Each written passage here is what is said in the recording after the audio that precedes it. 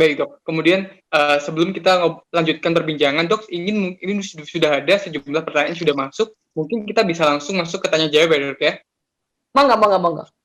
Baik, ini sudah ada yang masuk dok, saya bacakan. Yang pertama ada, dok, untuk mencapai Indonesia sehat, sektor kesehatan apa sajakah yang harus difokuskan? Mungkin bisa dimulai dari Dokter Tan untuk menjawab. Indonesia ini sekarang mengalami triple burden. Jadi pada para pemirsa sekalian, bahwa kalau Anda melihat bahwa kita sekarang sedang dirundung malang oleh pandemi COVID-19, tapi sebetulnya sebelum COVID-nya datang, Indonesia sudah punya namanya triple burden. Triple burden itu apa? Beban 3 biji itu.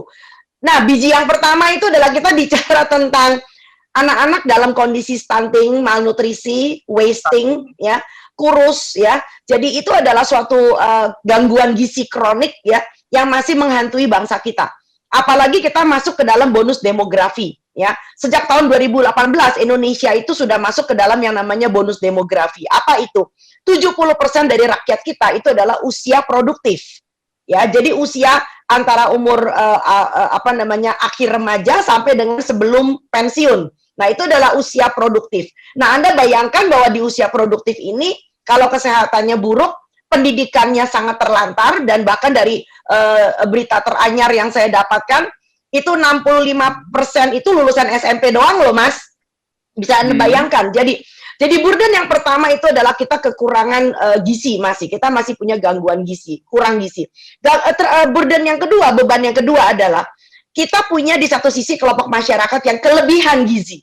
Jadi yang obesitas dengan segala macam penyakit ekses, ya, yang muncul berikutnya. Dan yang ketiga adalah kita punya masalah dengan gangguan gizi mikro. Jadi orangnya ini barangkali tidak kelihatan kurus, tidak kelihatan pendek, tidak kelihatan gemuk, tapi diam-diam dia belum siap jadi ibu. Karena apa? Karena zat besinya kurang, karena dia anemia, karena dia keropos tulang, karena dia kekurangan vitamin D dan sebagainya. Jadi hal-hal seperti ini yang masih menurut saya kita masih harus sedikit menata lebih baik. Nah, itu dari triple burden itu, plus sekarang kita punya burden baru. Ya, kita punya masalah dengan penularan penyakit virus yang belum ada obatnya. Ya, dan sementara orang udah mulai jenuh, udah mulai capek, udah hampir 1 tahun, dan orang sudah mulai abai. Ya, jadi ini akan menjadi masalah baru. Dan orang-orang yang katanya sudah berhasil sembuh, kita tahu banget orang-orang yang setelah sembuh dari COVID, ternyata mereka juga punya gejala sisa, yang di kemudian hari itu bisa muncul antara lain seperti PPOK, penyakit paru obstruktif kronis. Ya, dan itu adalah suatu hal yang sangat tidak menguntungkan bagi generasi berikutnya, apalagi kalau dia masih muda. Barangkali itu dulu dari saya. Baik. Mungkin Dokter Cakra bisa langsung menyambung. Jadi sebenarnya kalau untuk sasaran dari program Indonesia Sehat sendiri itu adalah meningkatnya derajat kesehatan dan status gizi masyarakat melalui upaya kesehatan dan pemberdayaan, pelayanan perlindungan finansial dan pelayanan kesehatan. Nah, maksudnya derajat ini ditingkatkan bukan kita harusnya berpikir tentang bagaimana apa yang kita punya itu kita gunakan untuk meningkatkan derajat kita gitu loh. Jangan kita hanya ingin meningkatkan status sosial, kita harusnya beli Louis Vuitton, maaf ya saya sebut merek.